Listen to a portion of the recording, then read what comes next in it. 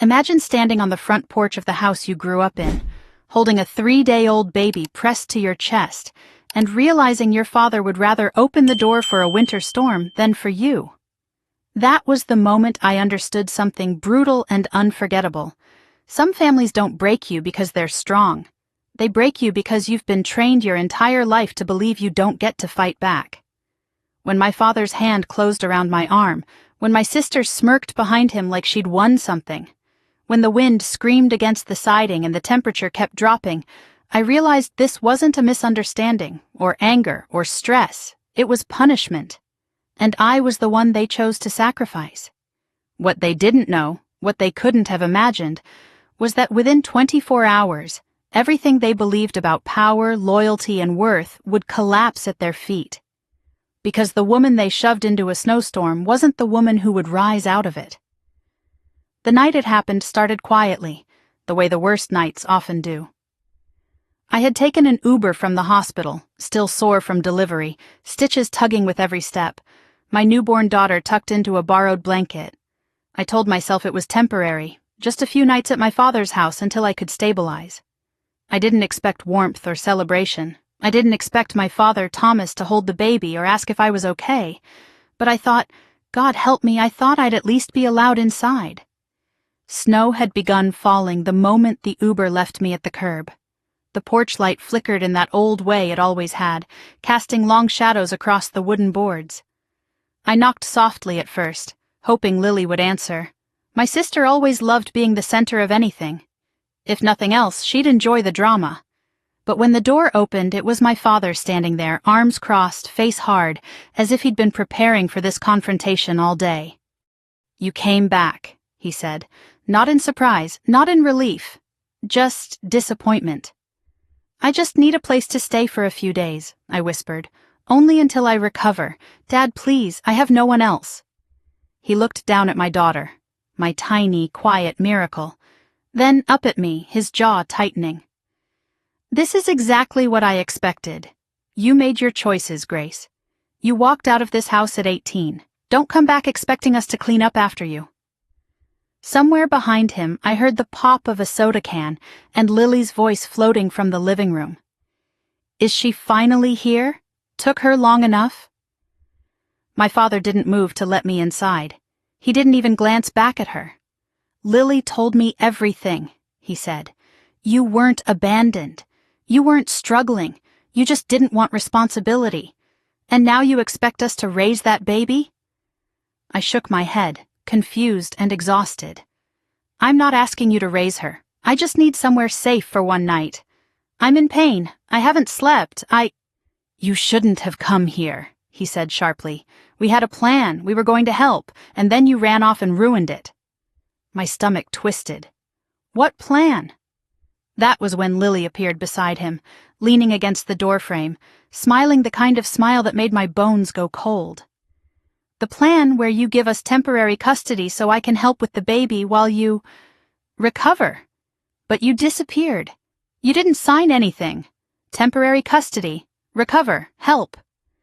Those words hid something darker, something practiced. "I'm not signing anything," I said quietly. Lily rolled her eyes. "Of course not. You never do anything the easy way." "She's unstable," my father muttered, loud enough for me to hear. "Postpartum or something. We tried to guide her, and now look." My daughter stirred in my arms, making a soft, pained sound. I adjusted her gently, feeling a tear run hot down my cheek before I could stop it. "Dad, please, I don't want to fight. I just need to rest." Maybe if I had stayed silent. Maybe if I had begged. Maybe if I had pretended to be smaller, weaker, more controllable, maybe things would have gone differently. But that's the thing about toxic families. The moment you ask for compassion, they punish you for it. My father stepped fully onto the porch. Lily followed. "This is your fault," he said. "You brought this on yourself." I blinked at him, stunned. "What did I do?" "You came back," Lily answered for him. "You should have disappeared like you were supposed to." The wind whipped harder. Snow stung the side of my face. I tightened my hold on the baby. "Dad, I just had surgery. I'm bleeding. I can barely walk. Please don't do this. But Thomas Miller had never been a man who cared about please. He cared about control, and control meant reminding me of my place. "Give me the baby," he ordered. I stepped back instinctively. "No." His eyes narrowed. "If you won't sign custody, you can't stay here." "Dad," I whispered. Lily scoffed. "Stop whining. You always do this, always playing victim." She flicked a glance at the infant.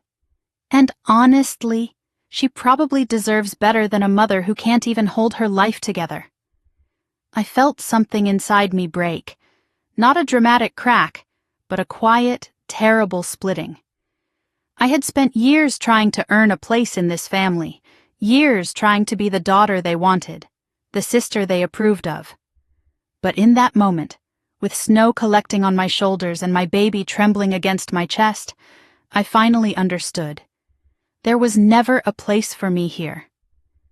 "You need to leave," my father said. "Right now." Snow blasted across the porch, sharp and cold. My stitches throbbed, a deep, dragging pain. "Dad," I said again, barely a breath. "I have nowhere to go." He stepped forward. "Not my problem." Then he shoved me. It wasn't hard enough to knock me down immediately, but my legs, weak from surgery and lack of sleep, buckled. I stumbled backward into the railing, clutching my daughter to my chest, fighting to stay upright. "Dad, stop!" I cried. Lily laughed, actually laughed. "This is what you get for running away." Another push, harder.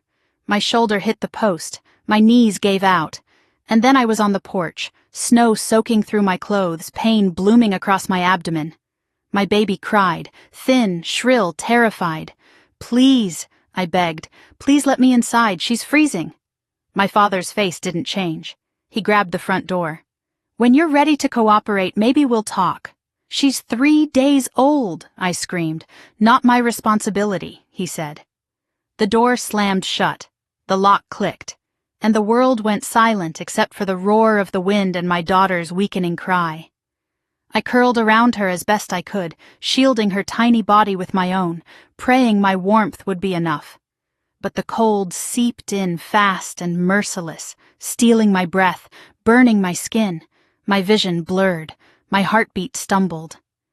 This can't be how it ends, I thought. Not like this, not here, not because of them. But the truth I hadn't wanted to face settled over me like the snow itself. I was alone.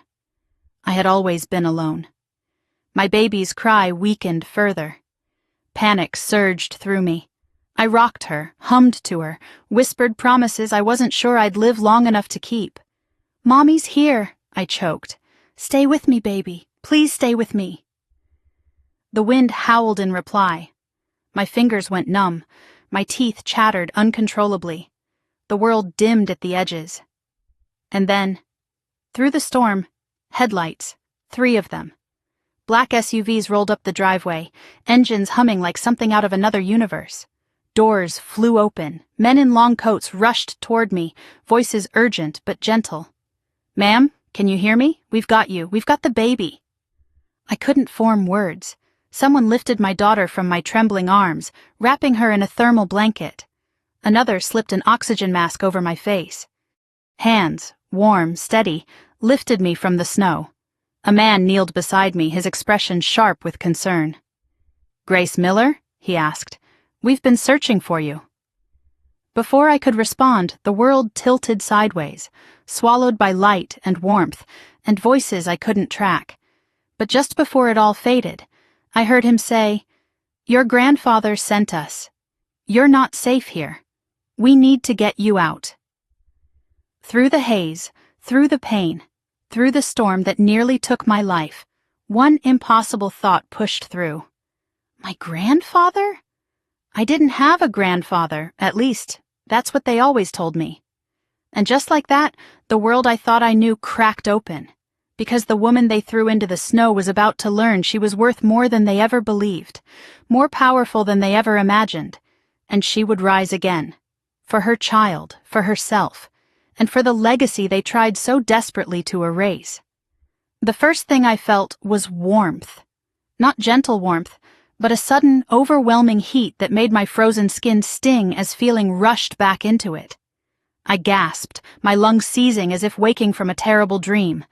But the storm was gone. The porch was gone. The cold was gone. Instead, soft lights glowed overhead, and the faint hum of medical machines wrapped around me like a shield. I turned my head instinctively, searching for the only thing that mattered. "My baby," I croaked, my voice barely audible. A nurse in a Navy uniform stepped quickly to my side. "She's here. She's stable. You're both safe." Safe. The word didn't register. It didn't fit anywhere inside the world I had known only an hour ago. I forced myself upright despite the stabbing pain across my abdomen. I had expected a hospital room. White walls, thin curtains, the disinfectant smell that clung to every emergency ward. But this room was different. Warm light, ornate molding, modern equipment infused with luxury. The bed I lay in was softer than anything I'd slept on in years. Where am I?" I whispered. "A private medical suite," the nurse said gently. "Miller and Holt facilities. You were brought in with hypothermia, a partially reopened incision, dehydration, and severe blood loss. Your daughter had mild hypothermia, but she responded very well to warm therapy." I swallowed hard, my throat burning. "I need to see her, please." The door to the suite slid open quietly. A man entered, not a doctor, though he dressed with the same precision. He wore a charcoal overcoat, black gloves tucked into one hand, silver hair combed neatly back. His presence filled the room with a calm authority that made the nurse step aside without hesitation. "You're awake," he said, relief softening his otherwise sharp voice. "Good. You gave us quite a scare." I stared at him, my mind struggling to connect this stranger with the chaos of the storm. Who are you?" "My name is Daniel Hart," he replied. "I'm the personal attorney for your grandfather, Charles Holt." The words landed like a thunderclap. "My grandfather," I repeated, confused. I don't have one." Daniel's expression shifted, not judgment, but something like quiet sympathy. "You were told that. But it wasn't true." My breath caught. 100 memories collided. My mother dodging questions about her family, my father scoffing whenever I asked about relatives from her side, Lily repeating that we had no extended family because no one wanted us. "What do you mean it wasn't true?" I whispered. Daniel pulled a sleek folder from his coat and placed it on the edge of my bed, but he didn't open it yet. "Before we discuss that, there's someone who wants to see you." The nurse returned, wheeling in a transparent, temperature-controlled bassinet. Inside, wrapped snugly in a thick cream blanket, lay my daughter. Her tiny chest rose and fell steadily. Her skin had color again. Even the soft fuzz on her head looked slightly less fragile. I broke. Tears slid down my cheeks as I reached trembling fingers toward her. "Hi, sweetheart," I whispered. "Mommy's here." When the nurse stepped back, giving me space, another wave of emotion crashed through me. Gratitude, grief, disbelief, all at once. "She's beautiful," Daniel said quietly, giving us a respectful moment. "And she is safe now. Both of you are." Safe. There it was again. The word still felt foreign. I gently stroked my daughter's cheek. "She could have died," I murmured, "if you hadn't found us." Daniel nodded. "We received an alert. A distress signal triggered from an item you were wearing. A bracelet." My hand flew to my wrist, but only bare skin met my touch. I remembered it then. The old bracelet my mother had given me when I was a teenager. The one I had worn every day. The one I lost when my father pushed me and it snapped as I hit the porch. How did it trigger anything? Daniel's expression grew solemn. "Your grandfather had it embedded with a discrete locator chip years ago, after losing contact with your mother. When his health began to decline, he instructed us to intensify our efforts to find you." "I don't understand," I said helplessly. "Why? Why would he care about me?" "Because you are his only grandchild," Daniel replied, "and his heir." The room seemed to tilt. What? You inherited everything, Daniel said gently. $2.3 billion, along with majority ownership of Holt Industries. My heart seized. I gripped the railing of the bed as if the earth itself were shifting under me. No, I whispered, shaking my head. No, that can't be right. I barely knew him. I never even met him. Your mother left home before you were born, Daniel explained, but your grandfather never stopped searching for her. And for you. By the time we located your last known address, she had already passed away. You were over a decade into adulthood. He tried to reach you. Letters were sent, calls were attempted, but your father blocked every method of contact. My stomach twisted. Blocked? Yes. Thomas Miller repeatedly returned correspondence, refusing contact, and eventually filed a cease request for harassment. I stared in horror. He never told me. He didn't want you to know, Daniel said simply.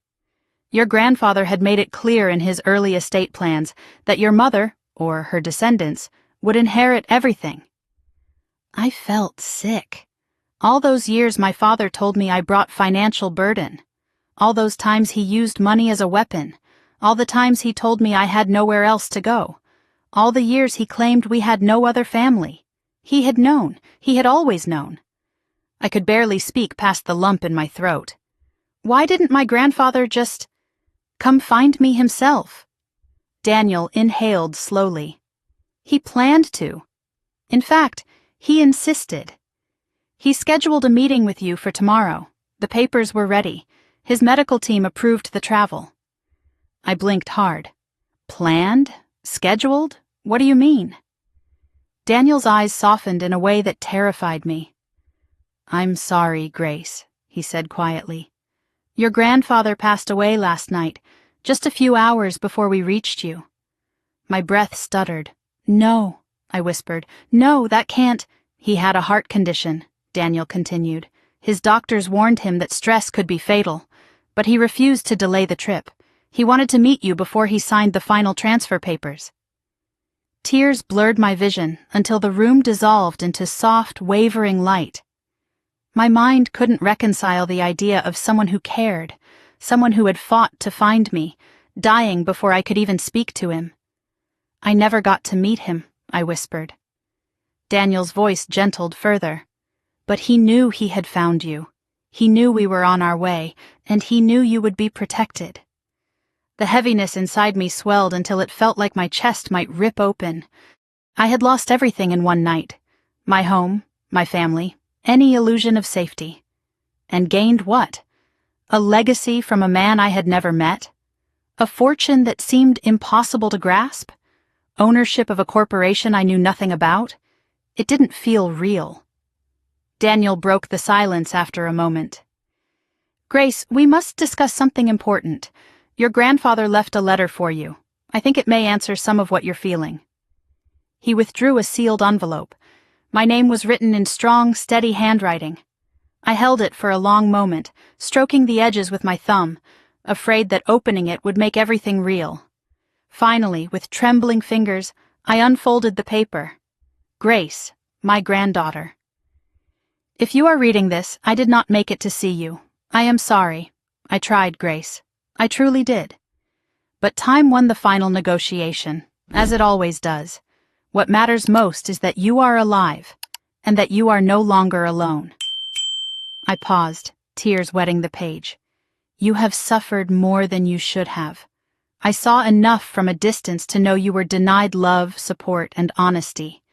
That ends now. You will learn the truth of your heritage, your mother's strength, and your own worth. The world may have taught you to survive alone, but you will never have to be alone again. I pressed the back of my hand to my mouth to stifle a sob. I leave you everything.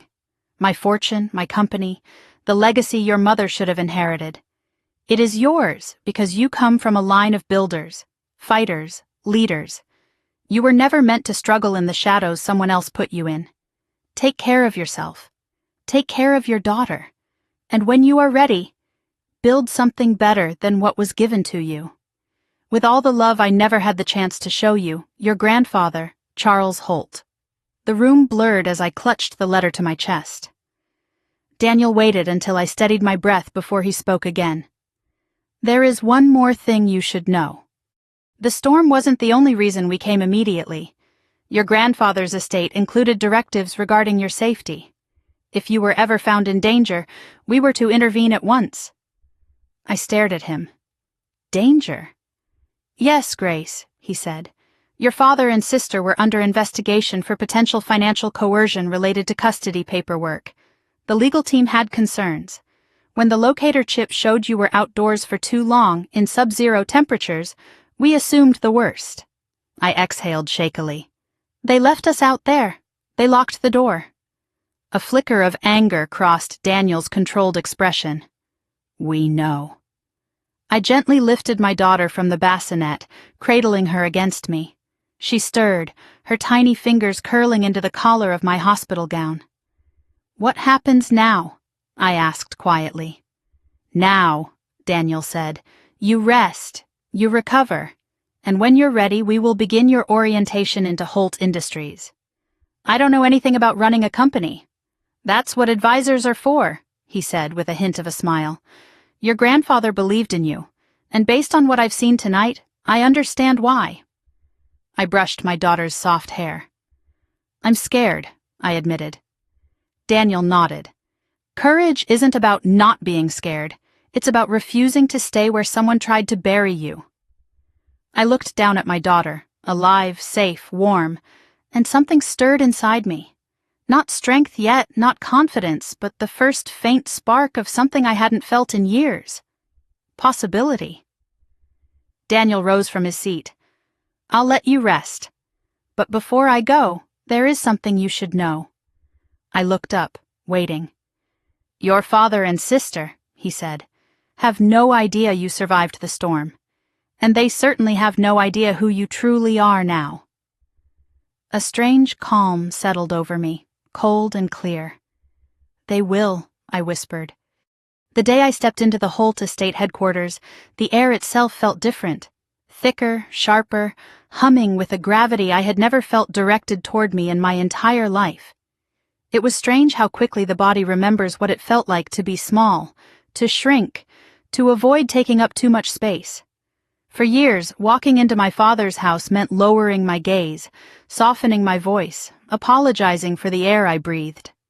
Now the elevator doors opened to a soaring marble atrium filled with portraits, glass, steel, and people whose eyes followed me not with disdain, but with quiet curiosity. I tightened my hold on my daughter's carrier. She slept peacefully, one tiny fist curled near her cheek, unaware that the world around us had just shifted on its axis. Daniel walked beside me, calm and composed as ever, carrying a folder that had become an extension of his arm. Your orientation will begin in Conference Room East, he said. Executives will arrive shortly. They know you're the heir, but they haven't met you yet. My stomach tightened. What if they think I'm not enough? Daniel stopped walking and looked at me with a steady, almost reassuring intensity. Grace, these people worked under a man who demanded excellence. Your grandfather chose you. That alone holds more weight than any resume in this building. I swallowed hard and nodded. We walked through tall glass doors into a room that looked like the command center of a Fortune 100 empire. A long table of polished walnut stretched across the center, surrounded by leather chairs. One entire wall was a digital board displaying markets, acquisitions, and global performance stats. The Holt logo gleamed in gold above it all. I set the baby carrier gently on the table beside me and took a slow breath, bracing myself for whatever came next. Executives began filing in, men and women in immaculate suits, each carrying notepads, tablets, or sleek black folders. Some nodded politely, others looked at me with pure curiosity, and a few with the skeptical interest of people trying to quickly assess power. A tall woman with sharp glasses approached first. Ms. Holt? I stiffened, unsure how to respond to a name I had worn for less than 24 hours. Yes, I said. She extended her hand. Evelyn Price, Chief Financial Officer. I was very close to your grandfather. He spoke of you often. The words nearly knocked the breath out of me. He did? Of course, she said softly, her eyes warming. He wanted to make sure the company was placed into the right hands. One by one, they introduced themselves. Chief Operations Officer, Chief Legal Officer, Head of Global Strategy, Director of Philanthropy, Head of Security. Each name, each title, each handshake made the weight of what had happened settle deeper into my bones. It wasn't a dream. I really was standing in the center of a multi-billion-dollar empire, and these people were waiting for me to lead. When everyone had taken their seats, Daniel stood at the head of the table. Before we begin, I'd like to make something clear, he said. Ms. Holt will receive full training and support. She is the legal heir and majority shareholder. Any decisions regarding corporate direction will go through her approval. The room shifted, subtle but real, as heads turned toward me. My pulse spiked. Daniel continued. The next 6 months will focus on foundational training, executive management, financial oversight, operational structure, legal frameworks, governance, and inheritance responsibilities. I listened intently, every word imprinting itself. I had no idea how to run a company, but I knew how to learn. I had spent years adapting, surviving, calculating how to move through an environment that never wanted me. This time, the environment wasn't hostile, it was simply vast. Evelyn opened a portfolio and slid it toward me. This is a condensed overview of Holt Industries. Global holdings, domestic branches, joint ventures. You'll study it gradually, not all at once. I opened it.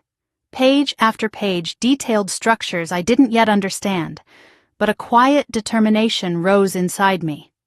My grandfather built this. My mother was meant to inherit this, and now it was mine to protect. A baby whimper pulled me back to reality. My daughter stirred in her carrier. I reached down, gently rocking it. Several executives exchanged surprised glances. Some smiled softly. Evelyn's eyes warmed even more. You're a mother, she said gently. Then you're already familiar with responsibility. That's a good start. I exhaled a shaky laugh. She's the only thing I've ever managed without messing up. Then you have more experience than most, Evelyn said simply. The meeting began. For the next 2 hours, I absorbed information like a sponge. Corporate structure diagrams, strategic pillars, revenue sources, market risks, philanthropic branches. It should have overwhelmed me, but the more I listened, the sharper my focus became. Every mention of my grandfather's decisions, every reference to his standards, stirred something fierce inside me, a mixture of grief and obligation. He believed I could do this. He died believing it. I would not fail him. After the overview, the executives shifted into a lighter conversation, asking gentle questions about how I was adjusting, whether I felt comfortable, if I had any immediate concerns. They were testing the water. I knew it. But not maliciously. I answered carefully but honestly. At one point, the COO, a stern man named Harrington, asked, "Do you have any business experience, Ms. Holt?" A flash of panic flickered through me, until I remembered every meal I had stretched on a tiny budget, every bill I had juggled, every crisis I had solved alone. "Not formal," I said slowly, "but I ran a household with almost no money. I raised my sister when my father refused to. I worked 3 jobs at the same time while pregnant. I'm familiar with pressure, logistics, crises, and exhaustion, and I know how to make decisions when the margin for error is 0. Silence settled. Then Harrington nodded with surprising approval. "Good," he said. "Real responsibility creates resilience. Corporate pressure is nothing compared to survival." Something loosened in my chest. When the orientation ended, Daniel escorted me to a private elevator leading to the guest residence reserved for family members or high-level executives. Walking through the quiet hallway, carrying my daughter in my arms, felt surreal. The suite was enormous. Floor-to-ceiling windows, soft lighting, plush furniture, and a view of the city that made my knees weak. It was bigger than the entire Miller house. I set the baby carrier on a nearby sofa and gently lifted my daughter into my arms, holding her close. "This is our life now," I whispered into her soft hair. "A real home, safety, a future that doesn't depend on anyone's cruelty." A knock at the door startled me. Daniel stepped inside, holding a tablet. "I have something you should see," he said. He placed the tablet on the counter and tapped the screen. 2 images appeared. On one side, me and my daughter on the porch, hunched, bruised, bleeding from the reopened incision. The door closed behind us, snow swirling around our bodies.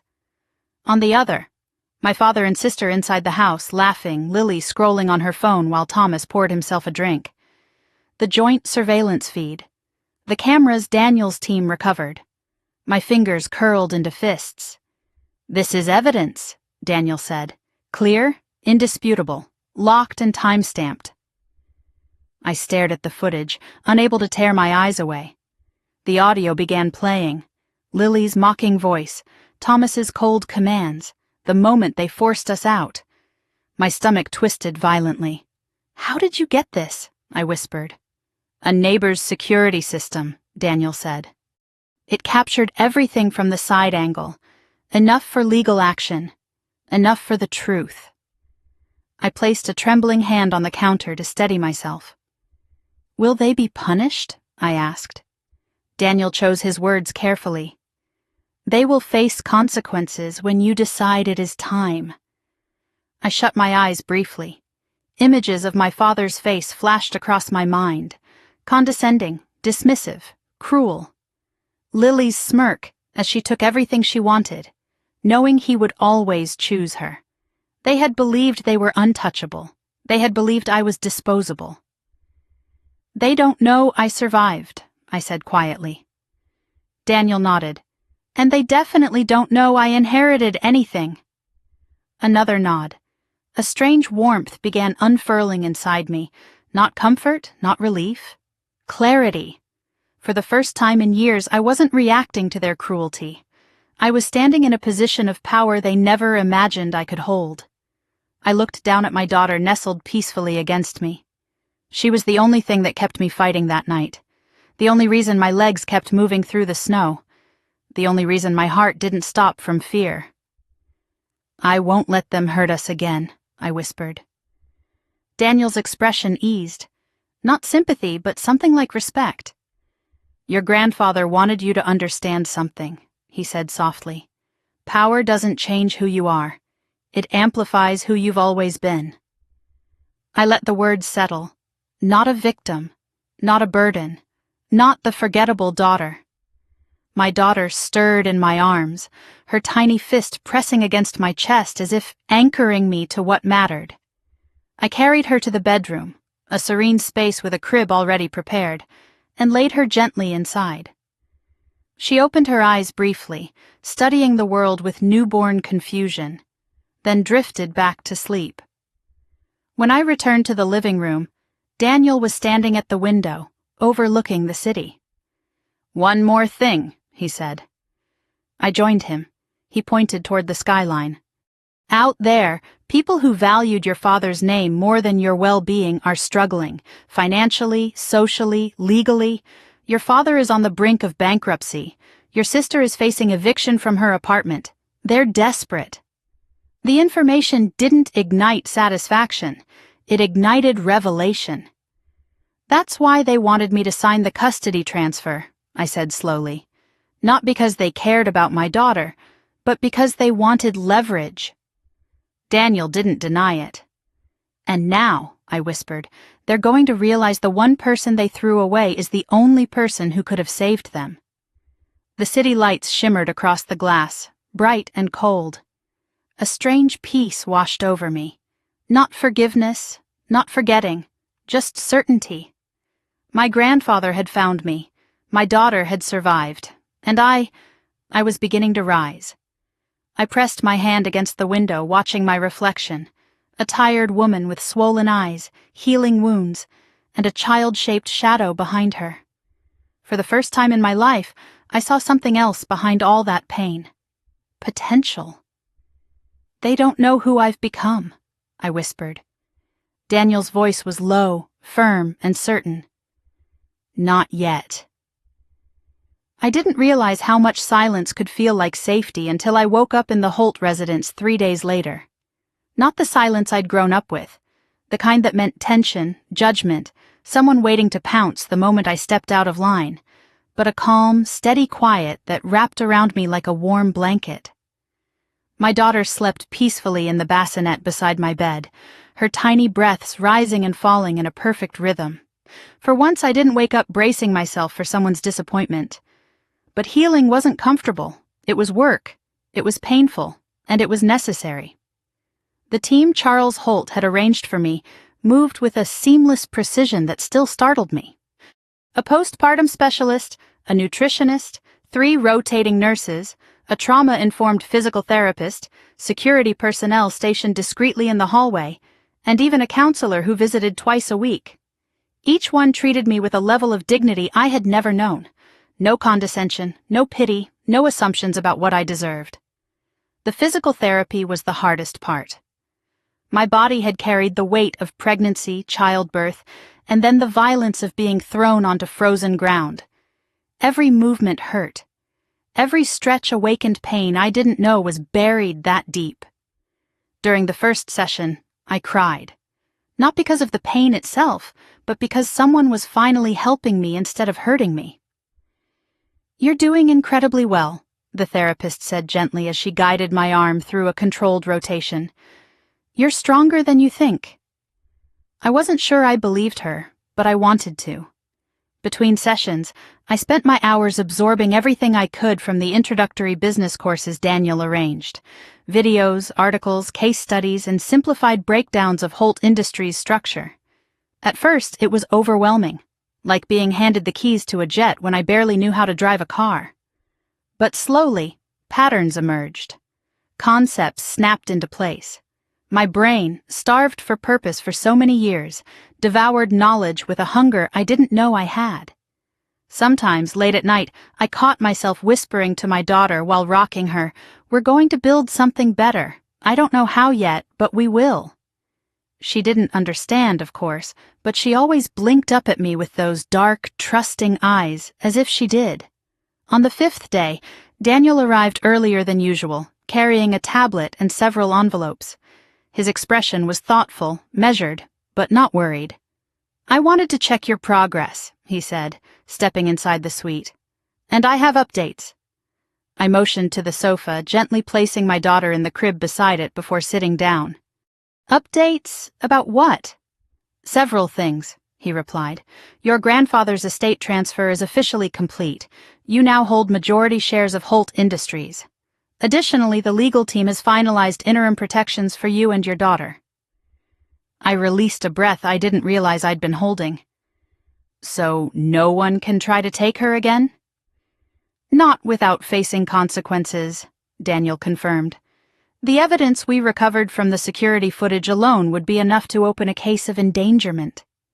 My stomach twisted at the reminder. "My father and Lily left us to die," I said quietly. "Why? Just because I wouldn't sign away my child?" Daniel's eyes softened. "Because they saw you as a resource. And when a resource refuses to be controlled, toxic people react with cruelty." Toxic people. Hearing someone else name it, without excuses or minimizing, made my throat tighten. Daniel handed me a folder. "There's something else. Your father's financial situation has deteriorated further. His business is collapsing. Creditors are circling. A repossession order was filed for his workshop. It's only a matter of time before he loses the house." I looked down at my hands, tracing the faint bruising that still lingered on my knuckles. "This is why they panicked," I murmured. "Why they wanted me to sign something. They thought I had money coming from Mom's side." "They were right," Daniel said. "They just didn't understand the magnitude, or that the inheritance wasn't theirs to take." I thought of the years I had spent shrinking myself so I wouldn't upset anyone, the holidays where Lily got gifts while I got silence, the nights I sat outside on the porch so my father could have peace. The times he made me apologize for things Lily had done because she was younger and needed grace. Grace. Ironically, that was something I had never been given, only expected to extend. Daniel placed the tablet in my hands. There's another matter you should prepare for. The screen lit up, images, documents, a map. My heart stopped. It was the neighborhood where I grew up, but the map wasn't a simple image. It was marked with icons, camera symbols indicating buildings with exterior surveillance capabilities. One icon flashed red. This house, Daniel said, pointing to the flashing symbol, had a security system with motion-triggered recording. My breath hitched. Do you mean? Yes, he confirmed. We found more footage. A lot more footage. The tablet began to play the video automatically. My father's porch, snow swirling. My own voice, strained, weak, pleading. My baby, please, she's only 3 days old. Then my father's voice, cold, indifferent. You made your choice. You want to act like a victim? Fine, freeze out here. I flinched. My daughter whimpered in her crib, sensing my tension. I reached over and stroked her forehead, keeping my eyes on the screen even though every instinct screamed to look away. Lily's voice entered next. She's being dramatic like always. She wants attention. Dad, let's go inside. It's not like she won't come crawling back. I felt something inside me fracture. Not pain, not sadness, but something sharper. Understanding. They never cared. Not once. Daniel paused the video. His voice lowered. We can submit this to the authorities whenever you choose. My fingers curled around the tablet's edges. Not yet, I whispered. May I ask why? I lifted my chin, meeting his gaze with a steadiness I hadn't felt before. Because right now they think they won. They think I'm gone. They think they'll never suffer consequences. Let them keep believing that. For a little longer. When the truth comes, I want them to feel it. Daniel held my gaze for a long moment, then nodded. Understood. After he left, I sat in silence for a while, processing the weight of everything. My daughter breathed softly beside me, blissfully unaware of the storm we had survived. Gradually, exhaustion pulled at my limbs. I lay back on the sofa, letting my eyes drift shut, only to bolt upright moments later when my phone buzzed. Not my old phone, a new one the Holt team had issued. The caller ID read, Private Number. For a moment, fear flickered through me, irrational but familiar. Then I remembered, no one outside the estate had this number. I answered it. Hello? Static crackled, then a voice I didn't expect. Grace, is that you? My breath froze. Lily. I didn't speak. Dad wants to talk to you, she continued. He wants to make things right. I nearly laughed, almost. Make things right? I repeated softly. Yes, he knows things got out of hand. But he's still your father, and we're family. We can fix this if you just come home. Home. The word landed like a bitter joke. I stayed silent. I didn't trust my voice not to tremble. Lily sighed dramatically. Look, if this is about the baby, we can talk custody again. There were legal misunderstandings, but Dad's willing to discuss alternatives. Alternatives? As if my daughter were a bargaining chip. Grace? You're not saying anything. Where are you? Are you okay? We're worried. Worried? The same people who left me bleeding on ice. I finally spoke, my voice calm and controlled. Lily. She exhaled in relief. Thank God. Okay, listen. You will never speak to me like that again. Silence crackled on the line. My voice deepened. You and Dad made your choices. Now you'll live with them. What's that supposed to mean? Lily snapped. I didn't answer. Instead, I pressed the red button and ended the call. My heart pounded, adrenaline rushing through my veins. But not the old fear. Something new, something powerful. My daughter stirred, and I leaned over to touch her cheek. I promised I would protect you, I whispered. And I will. No one will ever hurt us again. For the first time in my life, I wasn't bracing for impact. I was preparing to rise. And deep down, beneath all the healing wounds, I knew this was only the beginning. I woke on the morning of the 6th day to a new kind of quiet, one that wasn't just peaceful, but purposeful. The pain in my abdomen had dulled to something manageable, and the bruising along my ribs had begun to fade from deep violet to muted yellow. Even my shoulder, once rigid with trauma, now moved with far more freedom thanks to the steady work of physical therapy. But something deeper had begun healing too. I could feel it every time I looked at my daughter, safe, warm, and alive in her crib beside me. The life I had thought was ending in the snowstorm was instead transforming into something I had never dared to imagine. When I stepped into the private training suite for the first time, I wasn't prepared for what I saw. The room looked like a hybrid between a corporate war room and the world's most luxurious classroom. Entire walls were touchscreen displays. Shelves were filled with business textbooks, leadership manuals, financial models, and thick binders with the name Holt embossed in gold lettering.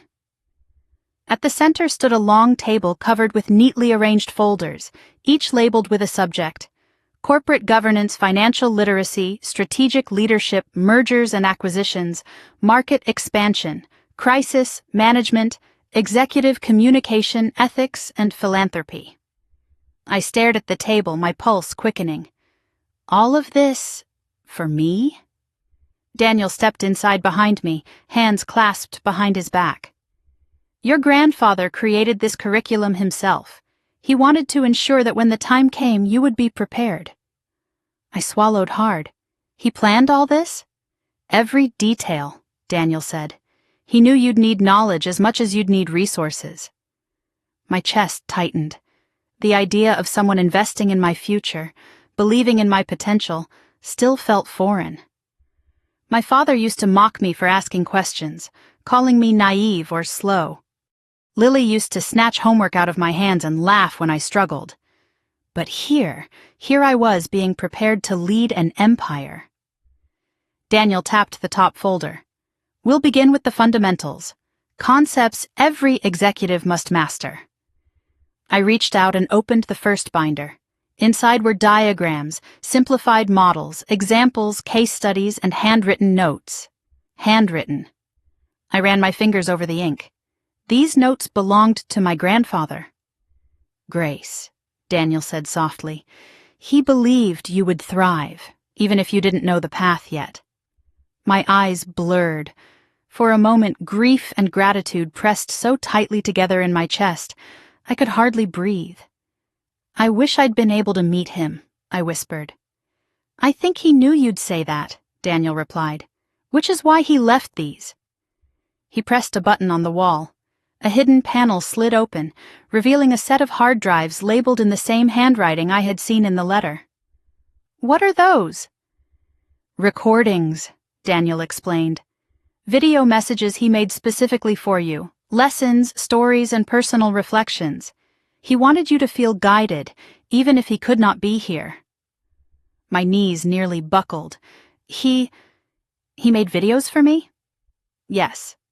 Why? Daniel looked me directly in the eyes. Because he knew love was something your life lacked. He wanted to give you more of it, even from afar. I pressed a hand over my mouth, overwhelmed. After a long moment, I regained enough composure to nod. Okay, I whispered. I'm ready. Daniel initiated the first recording. The screen lit up with the image of an older man. Strong, dignified, kind-eyed. My grandfather. He sat in a leather chair, papers in hand. Hello, Grace, he said warmly, as if speaking to an old friend.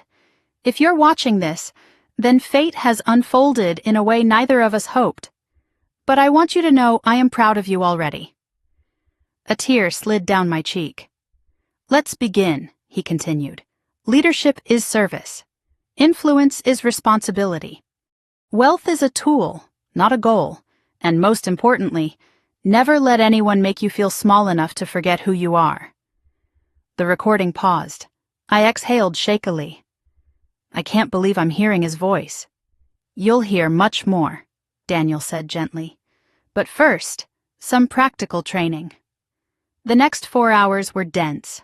I learned how boards of directors functioned, what a CEO actually did day to day, how to read basic financial statements, how acquisitions were evaluated, and how philanthropic initiatives shaped corporate reputation. My brain felt stretched, pushed, engaged in ways it never had before. But I didn't feel overwhelmed. I felt alive. Whenever doubt crept in, I glanced at my daughter, sleeping in her portable bassinet near the window, and remembered why this mattered. When we broke for lunch, Daniel handed me another set of documents. "These," he said, "are the files your grandfather wanted you to study after the basics." I opened the folder. It wasn't business content this time. It was about them. My father, Lily, their financial patterns, their public behavior, their history of exploiting vulnerable people, especially family, their debts, their lawsuits, their manipulations. My blood chilled as document after document confirmed the truth I had lived but never been able to name. "They're toxic," I whispered. "Deeply toxic." "Yes," Daniel said. "Abuse doesn't always leave visible scars, but it leaves a trail." I closed the folder slowly. "Why show me this?" "So you can understand that leaving them wasn't abandonment," he said. "It was self-preservation." I stared at the file, a strange mixture of sorrow and clarity building inside me. "My whole life," I said quietly, "I thought I was the problem, that if I tried harder, if I loved them more, if I was easier to deal with, maybe they would treat me differently." Daniel shook his head. "You didn't fail them, Grace. They failed you." I swallowed past a tight ache in my throat. "What am I supposed to do with this information? Forgive them? Ignore them?" His expression didn't flicker. "You protect yourself and your child, and you decide what boundaries look like now." Boundaries. Something I had never been allowed to have. As the afternoon progressed, my lessons shifted toward leadership philosophy. I learned about executive presence, conflict resolution, emotional intelligence, and how empathy can be both strength and armor. At one point, the instructor, a woman named Laura with decades of experience mentoring CEOs, watched me thoughtfully.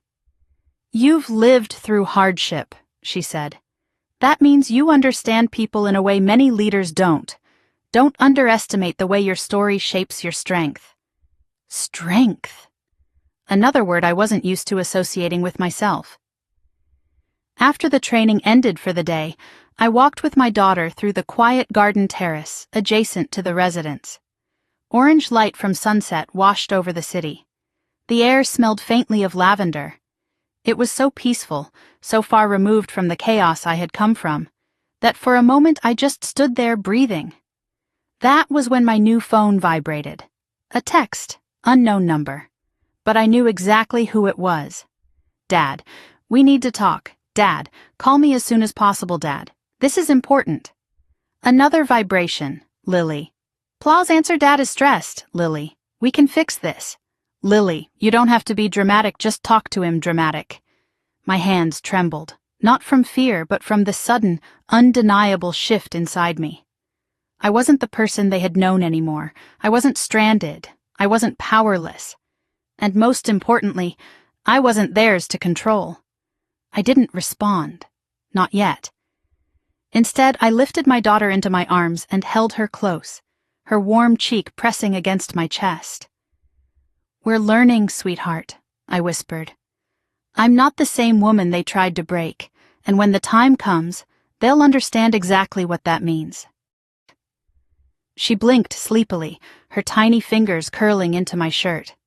I carried her inside, the sunset behind us illuminating the path like a promise. Tomorrow I would continue my training. Tomorrow I would step deeper into the legacy my grandfather left me. But tonight, as the city lights shimmered through the windows and my daughter sighed softly in my arms, I realized something profound. For the first time in my life, I wasn't fighting to survive. I was preparing to rise. The message came early in the morning, arriving through Daniel rather than through my phone. I was still half asleep, cradling my daughter after her feeding. when he knocked lightly on the suite door. His expression, usually so composed, held a hint of anticipation. "Grace," he said softly, "they've requested a meeting." My stomach tightened, but I kept my voice steady. "Who?" "Your father and your sister." The room suddenly felt smaller. My daughter stirred in my arms, sensing the shift in my breathing. I pressed a soft kiss to her head as I stood. "They don't know I'm alive," I whispered. "No," Daniel confirmed. "They believe you disappeared, and they most certainly don't know who you are now." I exhaled slowly. "What do they want?" Daniel handed me a printed email. The language was stiff, formal, and desperate beneath the surface. Requesting audience with the Holt heiress to discuss urgent financial distress, representing the Miller family, matters of survival. "They don't even know it's me," I murmured, scanning the words again. Daniel shook his head. "No, they think you vanished. They assume the heiress is a stranger who might help them secure their failing business." A bitter laugh rose in my chest. "Of course. They're willing to beg for help from someone they believe is a stranger, but they threw their own blood outside to freeze." Daniel folded his hands behind his back. "The question is, do you want to meet them?" I looked down at my daughter, warm, safe, securely swaddled in my arms, and felt an unexpected clarity settle over me. "Yes," I said, "but on my terms." Daniel nodded. "Naturally, I'll arrange everything." As he turned to leave, I called out, "Wait." He paused. "I don't want them to see me at first. I want to hear what they say when they think the heiress isn't listening." A slow, approving smile touched his lips. "Understood." Hours later, I stood behind a pane of mirrored glass in a private observation room inside the Miller and Holt building. My daughter slept in her carrier beside me. Her tiny presence anchored me as the door on the opposite side opened, and my father stepped into the conference room. I hadn't seen him since the night of the storm, but he looked older, thinner, too. His once commanding posture now sagged beneath the weight of something heavier than years. Lily followed him, wearing a cheap coat instead of her usual bright, expensive clothes. Her hair, which she once styled obsessively, was pulled into a messy bun. They looked tired. They looked desperate. But what struck me most was that neither looked remorseful. I felt my pulse quicken as they sat across from Andrew, who represented me as the heiress. My father cleared his throat, trying to project authority he no longer had. "Thank you for meeting with us. We're in need of assistance." Lily leaned forward, offering a tight smile.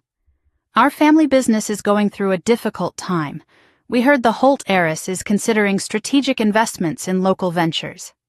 Andrew remained composed. "And what is it you're asking for?" "A loan," my father said immediately. "A substantial one, in exchange for partial ownership of our workshop. It's a respectable enterprise, but we've had setbacks." Lily jumped in. "We're humble people. We don't ask for much. We just need help, and we're loyal. If the heiress helps us, we'll be devoted. Whatever she needs." I felt my jaw tighten. Loyal, humble, devoted. Words I had never heard in my childhood home. Andrew slid a folder toward them. "Before any potential investment, the heiress requests basic clarity. She'd like to know your family structure. Who's involved in the business?" "My daughter Lily," my father said instantly, placing a hand on her shoulder. "And the other daughter?" Andrew asked lightly. The air froze. Lily rolled her eyes. "Oh, her. Grace isn't involved. She left, months ago. She ran off. She was unstable. You wouldn't want anything to do with her." My father nodded quickly. "She's not part of our family anymore." The words hit like a blow, even though I had been expecting them. Not part of our family. My daughter stirred as if sensing the shift, and I gently rocked her. Andrew leaned back. "I understand. Could you tell me more about why she left?"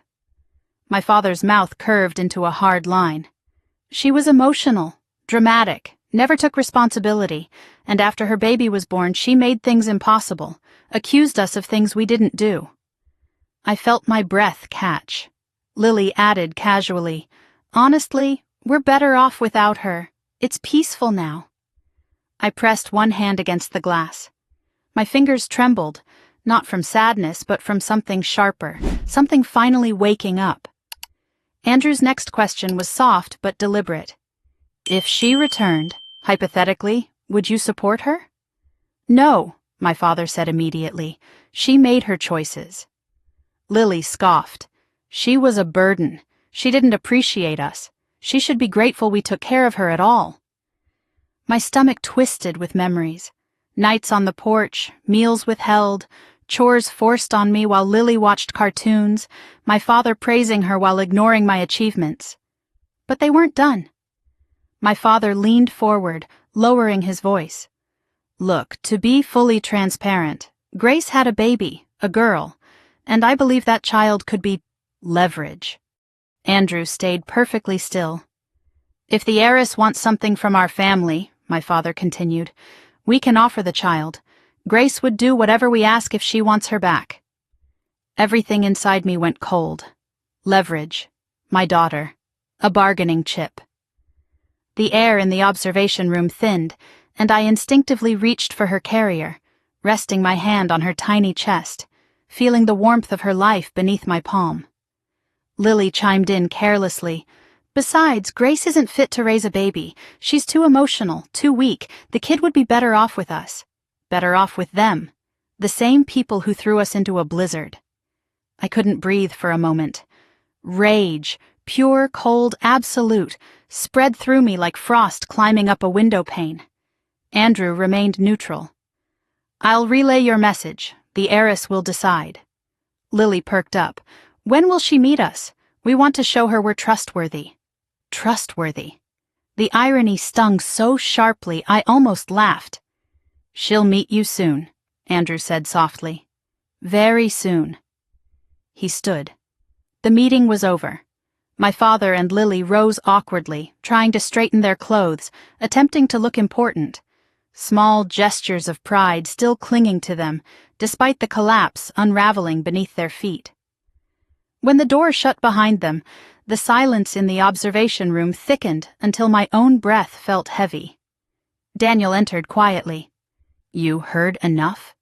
I nodded, unable to speak for a moment. My eyes fell to my daughter, tiny, innocent, oblivious to the cruelty spoken about her, about us.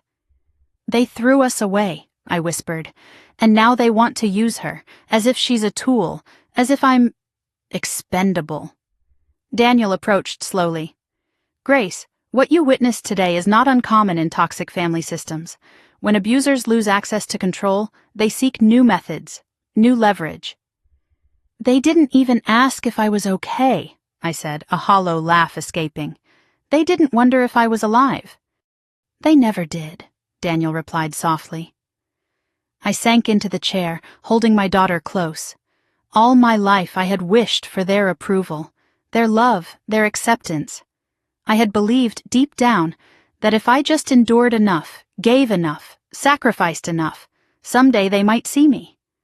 But listening to them talk, casually, cruelly, without hesitation, I realized something.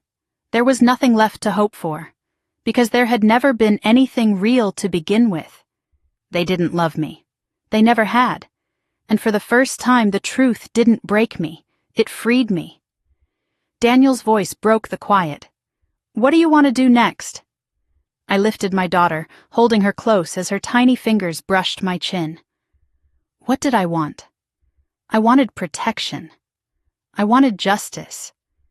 I wanted the truth to matter. I wanted my daughter to grow up never doubting her worth. And most of all, I wanted to show them, show myself, that I was no longer the girl who begged for scraps of affection. I met Daniel's steady gaze. "I want to proceed," I said. "I want to face them." He nodded. "Then I'll prepare the boardroom." As he left the room, I pressed my forehead gently to my daughter's. "They don't know me anymore," I whispered. "But they will." My daughter breathed softly, peacefully in my arms. And for the first time, I didn't feel afraid of what came next. I felt ready. The door to the conference room was already cracked open when I stepped into the hallway, but my father and sister didn't notice. They were too busy whispering urgently to each other, their voices sharp, brittle, full of the private panic they thought no one else could hear. I stood behind the mirrored glass wall in the adjoining observation suite, watching them as they paced the room like restless animals. My daughter slept against my chest in her soft wrap, her tiny breaths warm against my collarbone. I rested my hand over her back, feeling the steady rise and fall that reminded me exactly why I was here. For the first time in my life, I wasn't walking into a confrontation as the one who had everything to lose. I was walking in as the one who held the ground they stood on. Andrew adjusted the files on the conference table, playing his part perfectly. "They're ready," he murmured into the discreet mic clipped inside his cuff, knowing I could hear him through the speaker in the observation room. I took one last breath, a slow inhale that carried fragments of fear, memory, and pain, and exhaled all of it.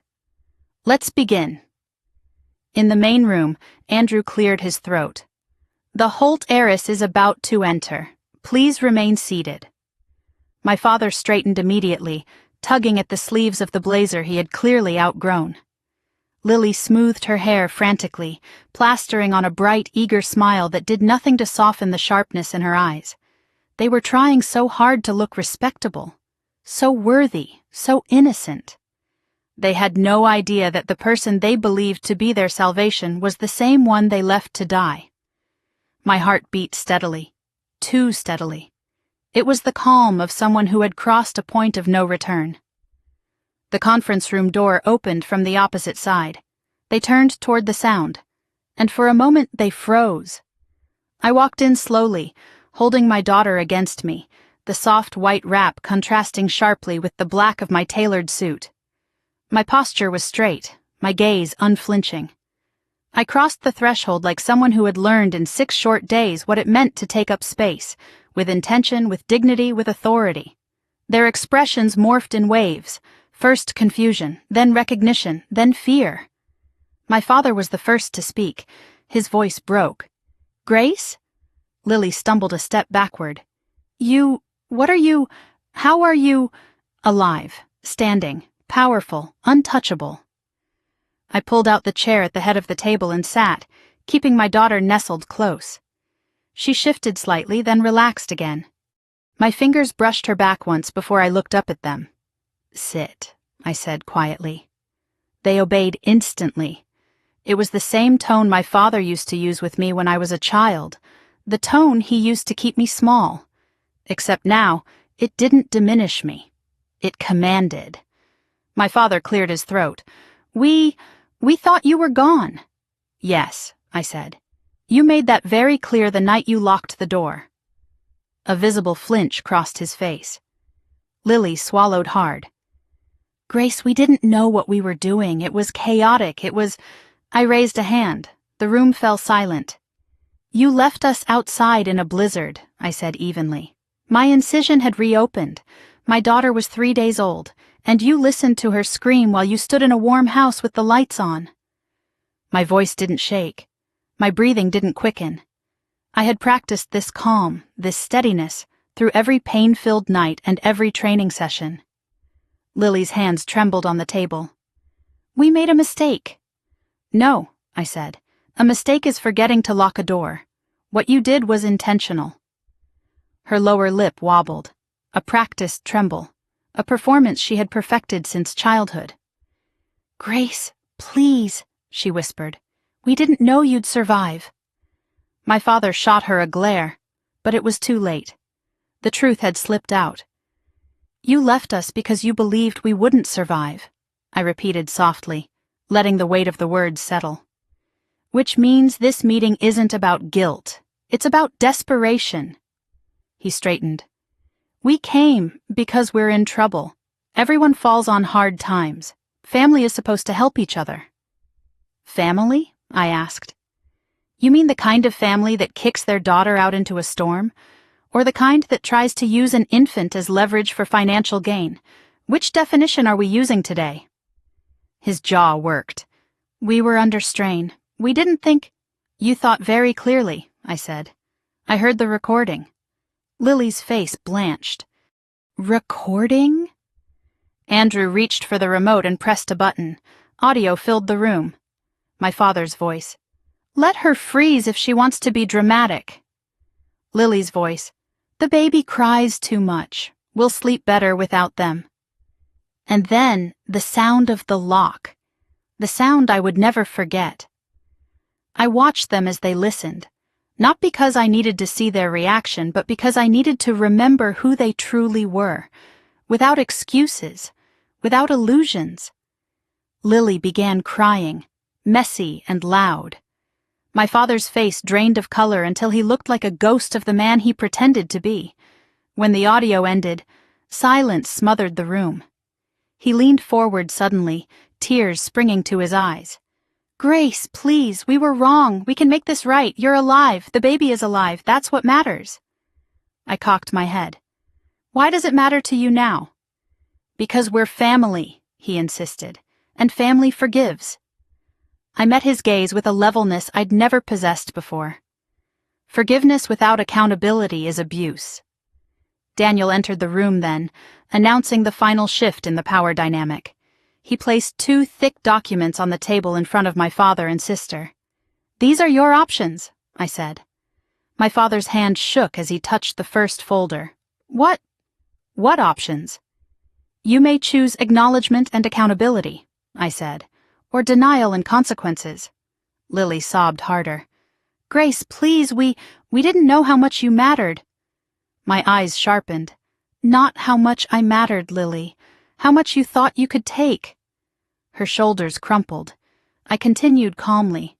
You tried to take my daughter. You tried to take my autonomy. And when you believed I had nothing left, you tried to take my future. My father's voice cracked.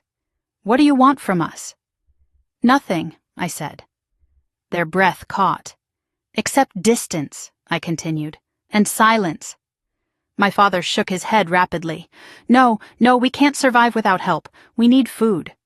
We need the business. You need many things, I said. But you don't need me. His mouth opened, closed, opened again. Grace, we'll lose everything. You already lost me, I replied. The words hit him harder than the storm ever could. Lily leaned forward desperately. We'll do better. Please, Grace, please don't walk away. You walked away first, I said simply. The night you locked that door. Daniel spoke then, his tone cool and final. This meeting is over. My father shot up. No, Grace, wait. You can't leave us like this. We're your family, your blood. I rose slowly, lifting my daughter with me. She stirred but did not wake. Blood doesn't make family, I said. Choice does. I turned toward the door but paused, looking back at them one last time. You chose to throw me away, I said quietly. Now I choose to walk away. My father lurched forward, and 2 security officers stepped immediately between us. His voice cracked into a plea. Grace, don't do this, please, we need you. I held my daughter closer, feeling the softness of her cheek against my shoulder. You needed me when I was bleeding in the snow, I said. But you closed the door. And then I walked out, down the hall, toward the elevator, toward a future that no longer included them. As the doors closed behind me, I felt no guilt, only freedom. And somewhere deep inside, beneath the scars, the hurt, the years of silence, a fire began to burn. I woke the next morning with a strange heaviness in my chest. Not sorrow, not regret, but the weight of clarity. The meeting from the day before replayed in fragments. My father's shock, Lily's trembling voice, the moment they realized the heiress they sought was the daughter they discarded. It should have satisfied me. It should have felt like victory. But revenge, true revenge, doesn't end with a single confrontation. It ends when the truth replaces every lie built in your absence. And their lies were far from finished. I moved quietly through the suite, careful not to wake my daughter asleep in her crib beside the wide sunlit window. She looked peaceful, wrapped in a soft blanket, her tiny chest rising and falling with perfect rhythm. The morning light softened the edges of her face, making her look even more impossibly new. I ran a fingertip gently across her cheek. "You'll never know what it feels like to beg for warmth," I whispered, "or for anyone's love." A knock broke the quiet. "Grace," Daniel's voice came through the door. "We have developments." I opened the door with a careful inhale. "What happened?" He stepped inside, carrying a folder and a tablet. Never a good combination. "They wasted no time," he said, setting the items on the dining table. "Your father filed a petition this morning." My breath caught. "A petition? For what?" "Custody," Daniel said. "Again." I felt the room tilt slightly, the air thinning. "He wants my daughter." "He wants control," Daniel corrected softly. "It's a panic response. Yesterday's meeting shook him. Now he's reacting the only way he knows, by trying to reassert dominance." My hands curled involuntarily. "He doesn't get to take anything from me ever again." "No," Daniel said firmly. "He won't. But you need to understand how he's framing the petition." He handed me the first page. In cold typed lines, the words stared back at me. "Mother abandoned child. Mother mentally unstable. Mother disappeared after birth. Family concerned for infant's welfare." I felt heat surge behind my eyes, anger sharp and clean. "He's lying," I said through clenched teeth. "He's painting me the same way he always did, like a burden, an unstable inconvenience." "Yes," Daniel said, "because that narrative worked for him for years. But this time, he won't succeed." I flipped the page. "He claims I ran out into the snow voluntarily," I murmured, "that they tried to stop me, that they begged me to come back." Daniel's jaw tightened. "He doesn't know the recording exists. That is his mistake." A small cry came from the crib. My daughter stirred, and I crossed the room instantly, lifting her into my arms. She pressed her warm cheek to my shoulder, unaware of the world fighting over her. Daniel lowered his voice. "There's more. Lily has been posting on social media." Fear prickled in my spine, not for myself, but for my daughter. "What did she say?" "She's telling people you abandoned the baby, that you're unstable, that your whereabouts are unknown." I felt the rage light again, this time with a steady, controlled heat. "She's trying to create a narrative," I said.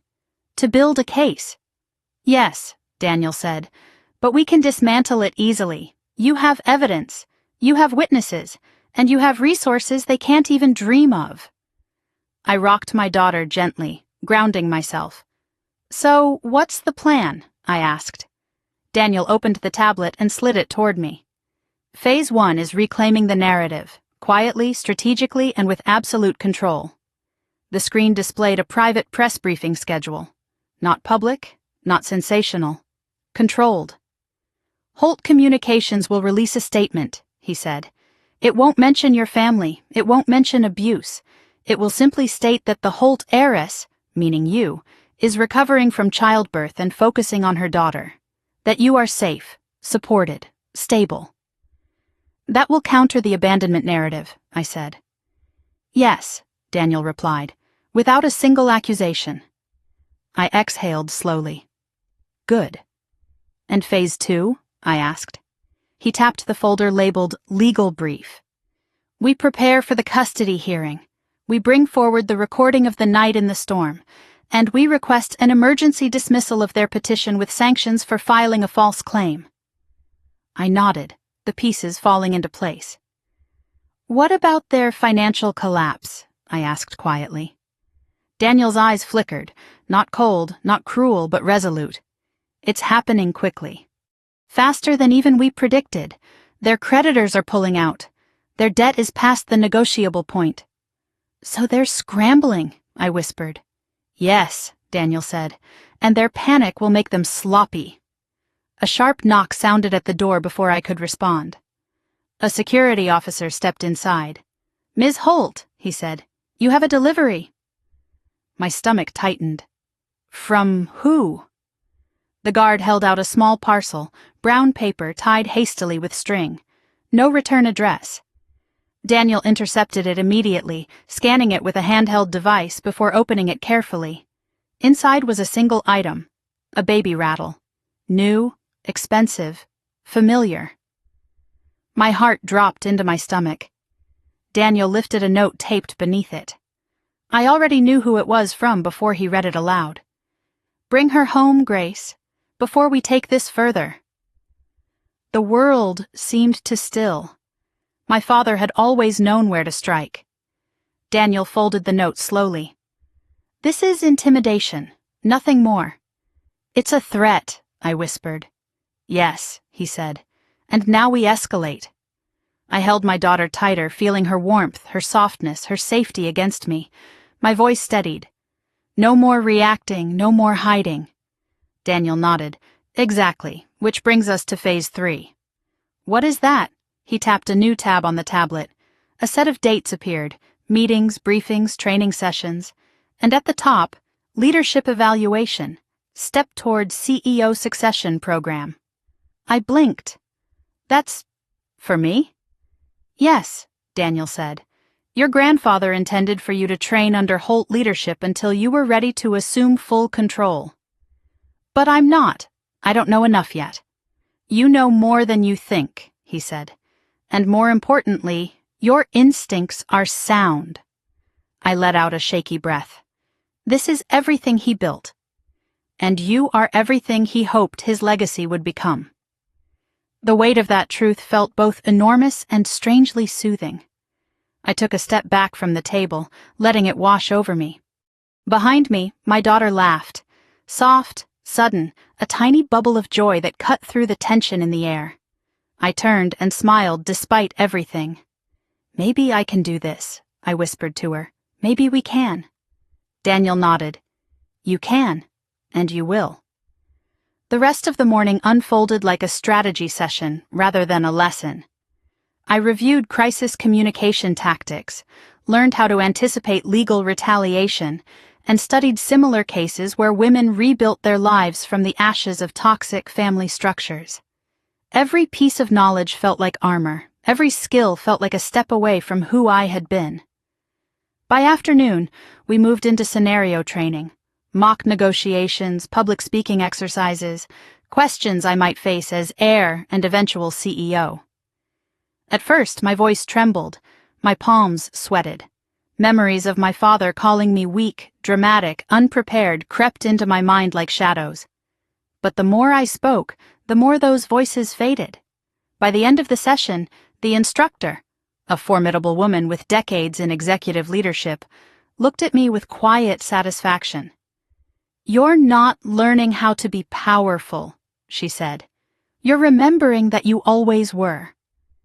That night, after I fed and settled my daughter, I sat beside her crib and watched the soft glow of the nightlight illuminate her tiny features. The world outside our window buzzed with movement, cars, lights, ambition. But inside this room, everything was still. Still, but not stuck. Safe, but not small. Healing, but not hiding. I brushed a strand of hair from her forehead. "When you grow up, I want you to know something," I whispered. "Strength isn't loud. It isn't cruel. It isn't a fist or a door slamming shut." I pressed my hand over her. "Strength is choosing who you become after someone tried to break you." Her fingers curled around mine, tiny and warm. And I knew in that moment that I wasn't just preparing to fight for myself. I was preparing to lead, to rise, to prove that surviving the storm wasn't my ending. It was my beginning. And soon, the people who threw me into it would learn exactly what I had become. The paperwork arrived at 7 a.m, delivered not by a courier but by a county sheriff standing stiffly in the hallway outside my suite. His expression was neutral, professional, but even he couldn't hide the flicker of discomfort when Daniel opened the door and accepted the sealed envelope. "Emergency custody petition," the sheriff said quietly, "filed by Thomas Miller, hearing scheduled for 3 days from now." 3 days. My pulse throbbed once, sharp, cold. But I didn't flinch. My daughter slept in her crib by the window, soft morning light washing over her tiny form. She looked peaceful, unaware that someone who had once sworn to protect me was now trying to legally steal her. Daniel closed the door, his jaw tightening as he handed me the envelope. "Grace, remember, this is expected. And we're ready." Expected.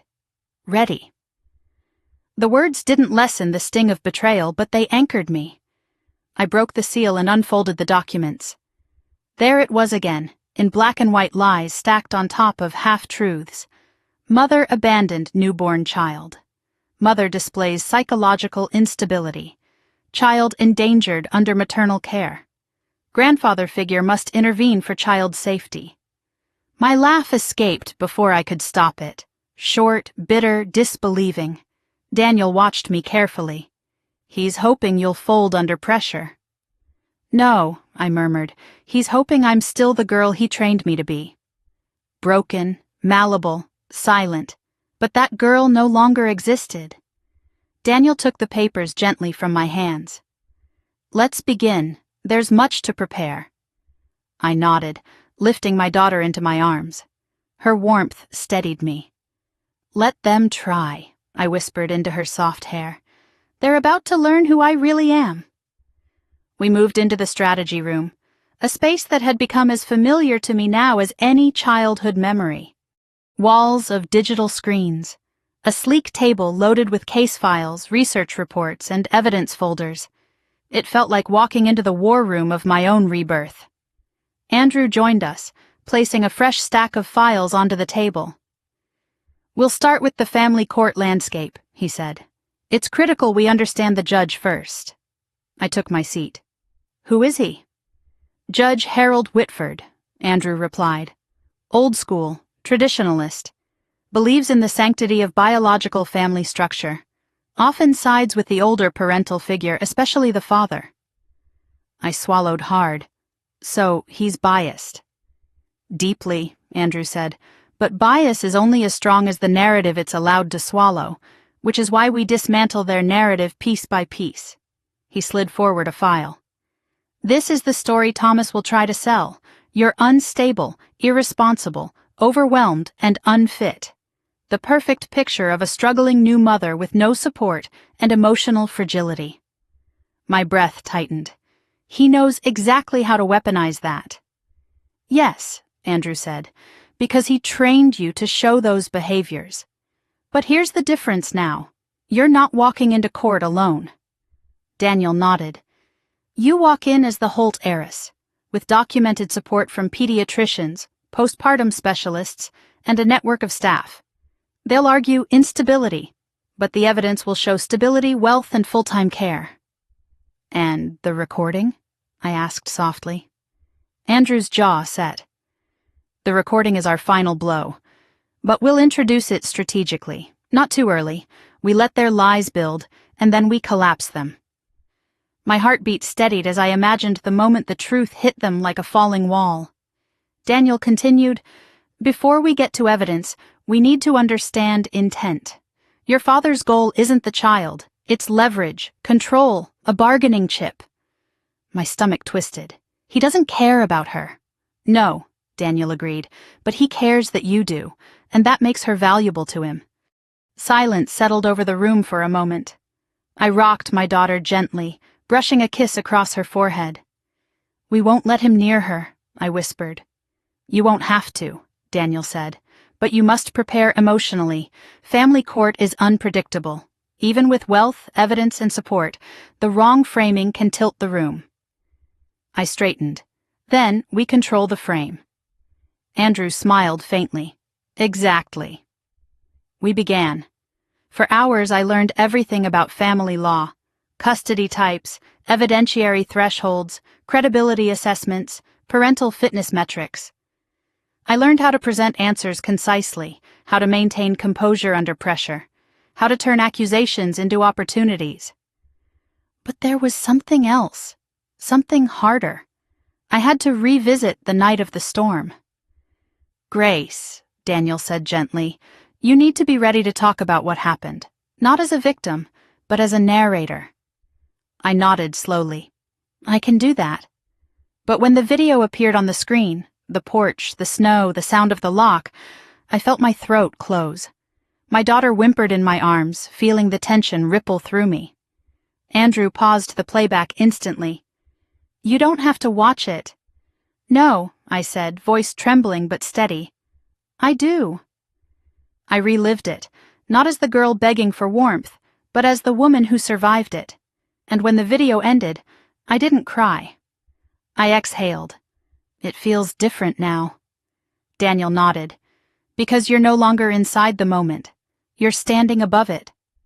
I set my daughter back into her bassinet, letting her curl her tiny fingers around the blanket edge.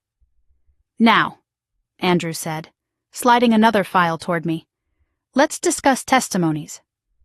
My stomach tightened again. "Who can we call?" "Your medical team," Daniel said. "Your postpartum specialist. The physical therapist who treated your reopened incision. The neonatal nurse who documented your daughter's hypothermia." "And Dr. Rivera," Andrew added. "She's agreed to testify about the night she found you." My breath hitched. "She's willing to go against them?" She said, and I quote, "I refuse to let cruelty rewrite the truth." Emotion welled in my chest. "She saved us." Daniel softened. "And now she'll help save your future." The rest of the day unfolded in a meticulous rhythm: timelines, evidence cataloging, communication prep. My fatigue grew, but so did my resolve. At one point, during a break, I stepped onto the balcony overlooking the city. The wind was cool, crisp, no snow, no storm, just light stretching toward the horizon. My phone buzzed, a number I didn't recognize, but the preview text told me everything. "Dad, where are you? We need to talk. It's urgent." "Dad, we can fix this, Grace. Just come home." "Dad, don't turn against your family." A final message arrived moments later. "Dad, if you don't help us, we'll lose everything. You owe us that much." I stared at the screen until my vision blurred. Owe us? I thought of the nights I cooked dinner at 12 years old, the mornings I walked Lily to school while he slept, the hours I worked while pregnant because he refused to help. I thought of the storm, the cold, my daughter's weakening cries. I typed slowly. "I don't owe you anything," and pressed send. Later that evening, Daniel returned with another update. "Grace," he said, "the judge has agreed to hear the case early, tomorrow morning." My breath caught. "Tomorrow?" "Yes, which is good. It means we strike before they regroup." I nodded, clutching my daughter close. He studied me carefully. "Grace, you're ready." I met his gaze, feeling the truth settle inside me like a steady flame. "No," I said softly. "I'm not just ready." I looked down at my daughter, my reason, my anchor. "I'm determined." That night, I didn't sleep much. I sat by my daughter's crib, watching her tiny fists curl and uncurl, her breaths soft and steady, her innocence unshaken. And in the quiet dark, I whispered to her, "They thought they buried us, but they didn't know we were seeds." Her fingers twitched in her sleep. Tomorrow the truth would stand in a courtroom. Tomorrow the lies would crumble. Tomorrow everything would change. And for the first time in my life, I wasn't afraid of change. I was ready to command it. I arrived at the courthouse with my daughter held close to my chest, her soft breath warming the skin beneath my collar. She was too young to understand anything happening around her, too innocent to feel the weight of the moment, too pure to sense the battlefield I was walking into. But somehow, having her against me made me stronger. Daniel walked beside me, carrying a slim briefcase containing the evidence that would decide both of our futures.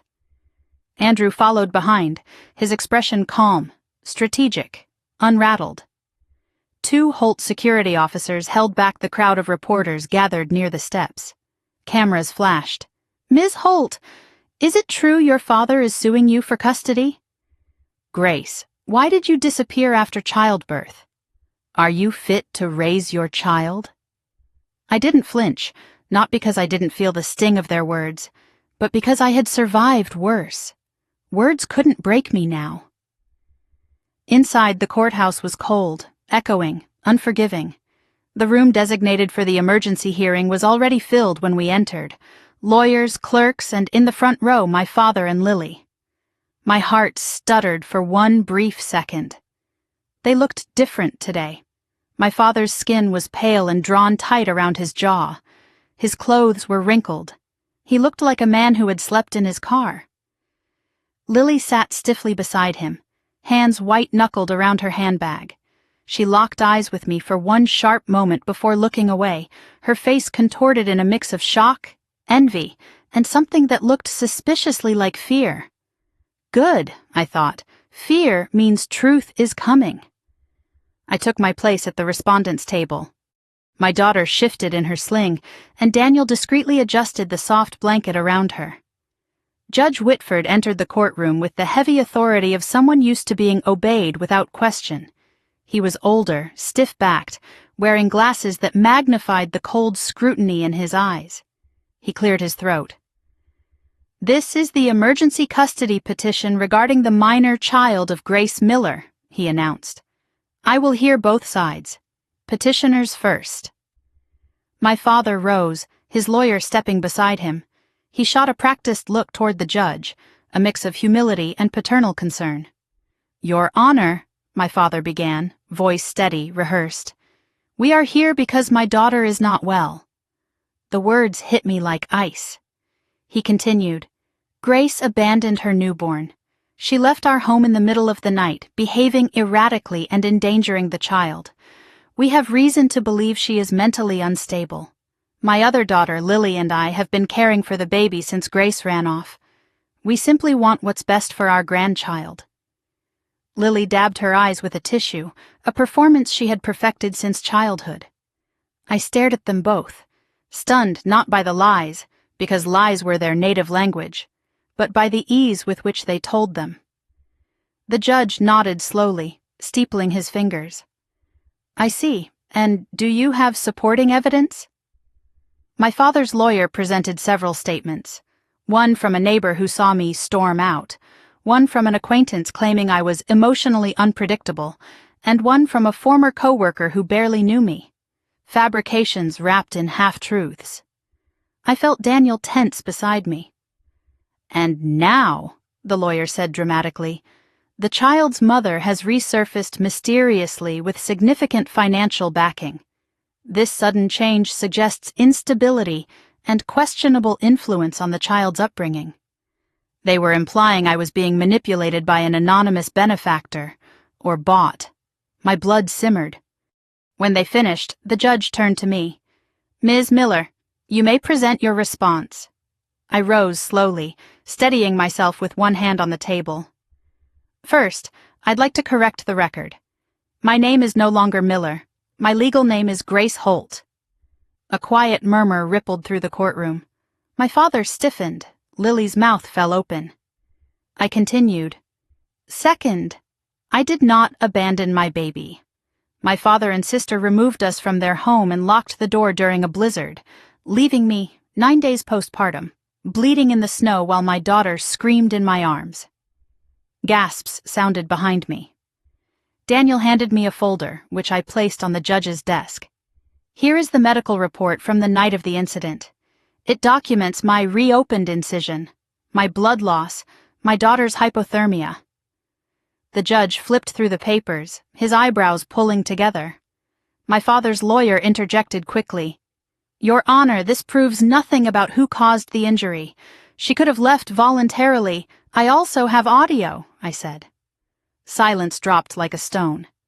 Daniel pressed a remote, and the small speaker on the judge's bench crackled to life. My father's voice filled the room. "Let her freeze if she wants to be dramatic." Lily's voice followed, sharp and unmistakable. "The baby cries too much. We'll sleep better without them." And then, the sound none of us could forget. The click of the lock. My father lurched forward. "That audio is taken out of context. It's manipulated."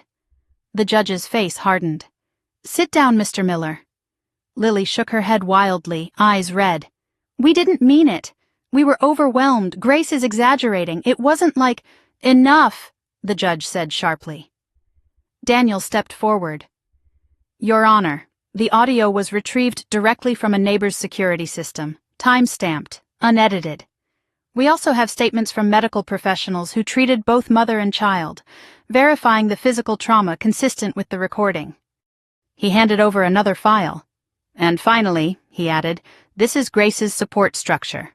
A pediatric team, a postpartum specialist, full-time childcare assistants, a secured residence with proper accommodations and financial stability. The judge reviewed the documents carefully. My father's lawyer scrambled.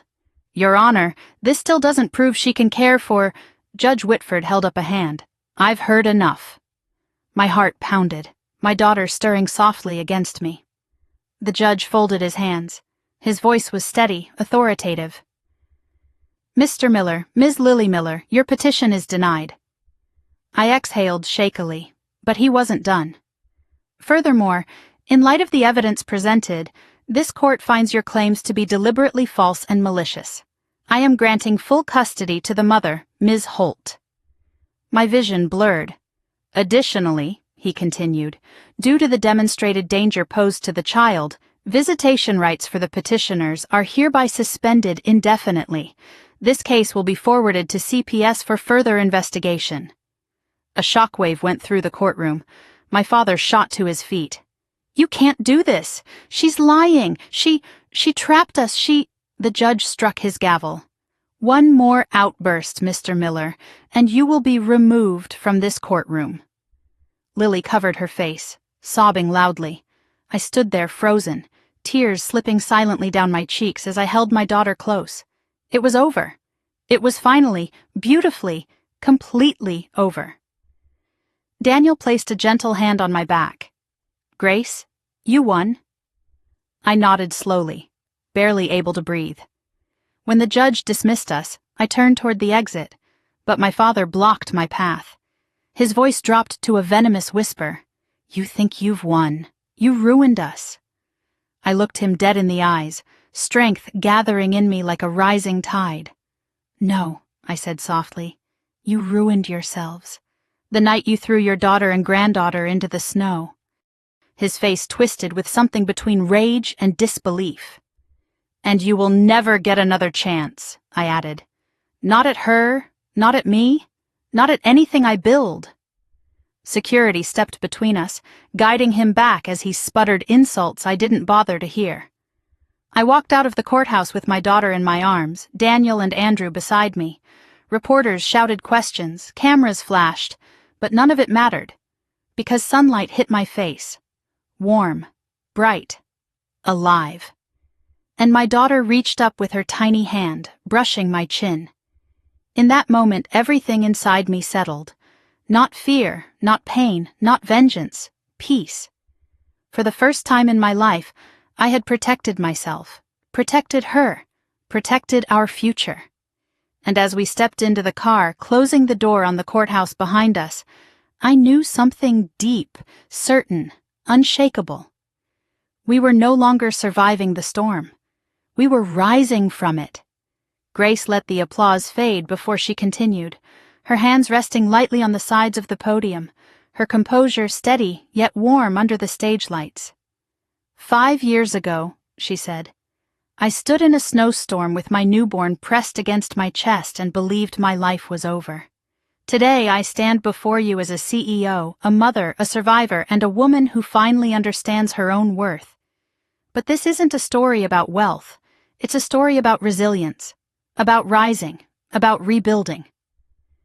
The auditorium of the TEDx event was silent, reverently so. Nearly 1,000 people leaned forward in their seats as her voice echoed through the hall. Grace paused, letting the weight of her words settle in the air. My father and sister believed they could decide my fate, she continued. They believed they could define me. And for a long time I believed that too. But pain doesn't define you. Trauma doesn't define you. What defines you is what you choose to build after surviving it. A quiet shimmer crossed her eyes.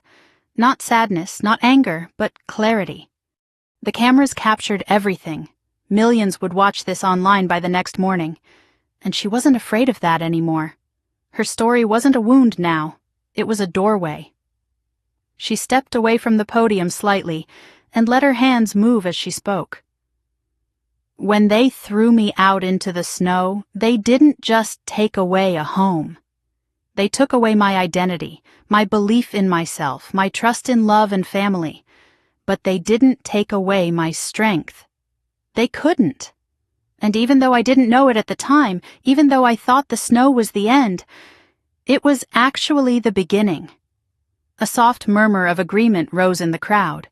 Grace's voice lowered, deepening with emotion. "I'm not special," she said, shaking her head. "I'm not extraordinary. I'm not some miracle woman. I'm just someone who refused to stay down, and every one of you listening now, whether you're sitting here or watching this online later, you have that same power." Her eyes drifted momentarily to the front row. Andrew sat there, reassuring and proud. Beside him, Daniel gave her an encouraging nod. There were no children allowed inside the auditorium, but she knew Charlotte was backstage playing with crayons and waiting to show her the picture she had drawn of Mommy on stage. Grace smiled. "So today," she said, "I want to offer you 3 truths I learned the hard way." She raised one finger. "First, you are not what happened to you. What happened to you is the storm. You are the survivor walking out of it." A second finger. "Second, you don't need anyone's permission to begin again. Not your family, not your partner, not society, not the version of yourself still trapped in fear." A third finger. "And third, when you stand up for yourself, even shaking, even terrified, you don't just change your life. You change the lives of the people watching you." A woman in the third row wiped her tears. A young man with headphones pulled them off slowly, breathing deeply. 2 older women clasped hands.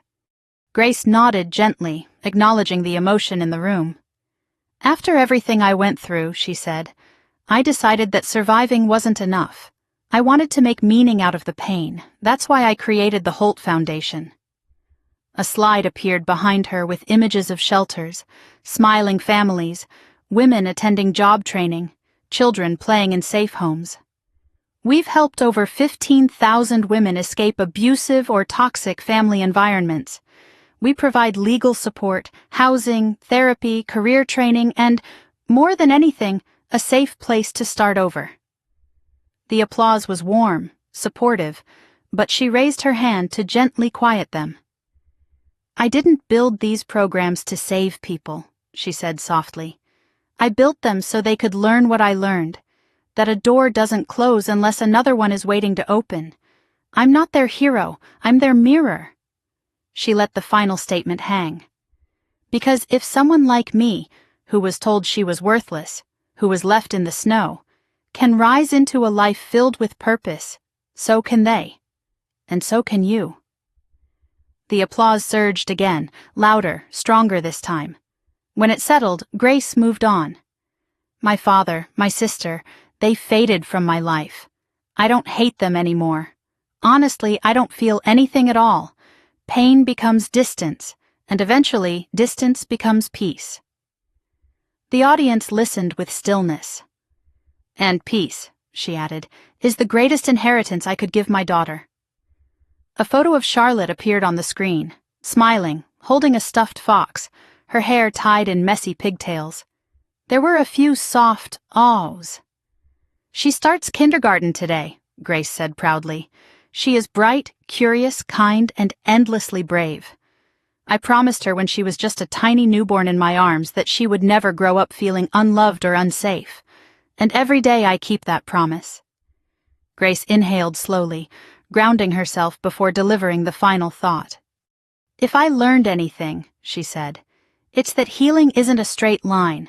Sometimes healing looks like crying in the shower, sometimes it looks like signing divorce papers, sometimes it looks like building an empire from ashes, and sometimes healing looks like letting yourself be happy without apologizing for surviving."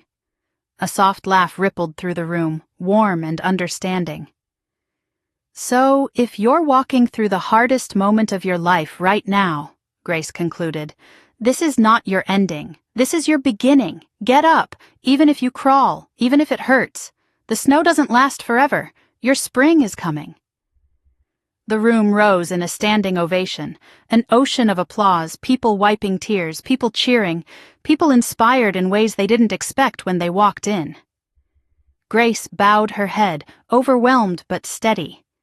Backstage, when she stepped through the curtains, Charlotte ran to her with open arms. "Mommy, you were so good," Charlotte squealed, tugging at her blazer with both hands. "I drawed you a picture. Want to see?" Grace crouched down and scooped her daughter into her arms, breathing in the familiar, comforting scent of vanilla shampoo. "I want to see everything you make," Grace said, kissing her forehead. Andrew approached with a quiet smile. "You moved them," he said. "Moved all of us." Grace shrugged lightly. "I just told the truth."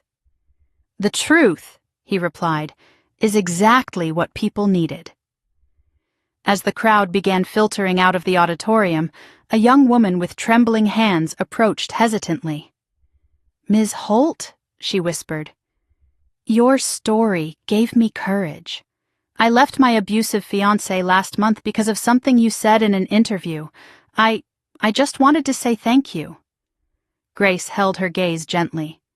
"You saved yourself," she said. "Be proud of that." The woman nodded, tears in her eyes. Grace rose, holding Charlotte's hand as they prepared to leave the building. She felt the hum of the world outside waiting, the cool breeze of the evening air, the beginning of something newer and brighter than anything she had known before. And as she stepped through the doors with her daughter skipping beside her, Grace understood something deep in her bones. Her life was no longer defined by what she had escaped. It was defined by what she was building, a legacy of strength, a foundation of compassion, a future where her daughter would never question her worth. Grace walked toward the waiting car, sunlight breaking through the clouds just enough to warm her shoulders. She didn't look back. There was no need to. The storm was behind her, and she was finally, fully, free. The morning light filtered through the sheer curtains of my penthouse windows, brushing everything with a soft, golden glow. I stood there for a moment, still in my robe, a cup of chamomile tea warming my palms. Below me, the city stretched toward the horizon, steady, alive, moving forward the way I finally was. Today marked 1 year since I became the CEO of Miller & Holt, 1 year since the boardroom confrontation, 1 year since I reclaimed my life. Behind me, Charlotte hummed to herself as she pushed her wooden blocks into a tiny castle. She wore a lavender dress with mismatched socks, her personal fashion statement, and her hair was tied in 2 loose pigtails. She glanced up at me, caught my eye, and flashed a crooked smile that made my heart expand in an instant. "Mommy, can I help you with work today?" she asked. I smiled back at her. "You can help me with everything." Her grin widened, and she went back to arranging her blocks in geometric precision. Watching her like that, safe, loved, growing, was the purest reminder of what all of this was for. I turned away from the window and moved toward the dining table, where folders and documents were spread out in organized piles. While I had assistants now, I still preferred reviewing certain things myself, especially anything related to the Holt Foundation. A new shelter was set to open in 3 weeks, the 4th in our state. This one would focus on young mothers escaping toxic families. Every detail mattered because I knew what it felt like to be one of those women. Before I could sit, my phone buzzed. A text from Daniel. "Coffee lobby? 5 minutes." I responded quickly, then walked over to Charlotte. "Sweetheart," I said, brushing a strand of hair from her face, "I have to go downstairs for a few minutes. Miss Avery will be right here with you." She nodded without looking up. "Bring me a muffin?" "What kind?" "Chocolate, the messy kind," I laughed softly. "Done." Miss Avery entered just as I kissed Charlotte's head and grabbed my coat. She gave me a warm smile, already used to our morning rhythm. "We'll work on letters," she said. "Maybe some painting if she's up for it."